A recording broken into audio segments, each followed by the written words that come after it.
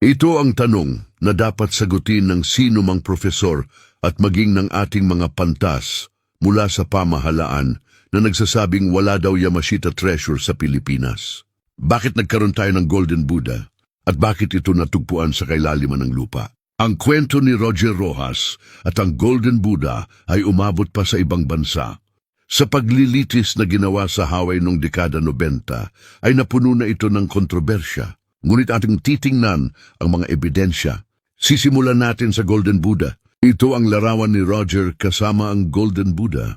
At ito naman ang Golden Buddha na ipinakita sa kampo ni McCoy. Ito ay simpleng pagtatanaw lamang na madali mong makita ang pagkakaiba. Narito ang ilang madali mong mapansin na magkaiba. Isa dito na bahagi. Pangalawa, dito na bahagi. Pangatlo, dito na bahagi. At pang-apat, dito na bahagi. Ganun pa man, matagal na itong hinatolan sa hukuman.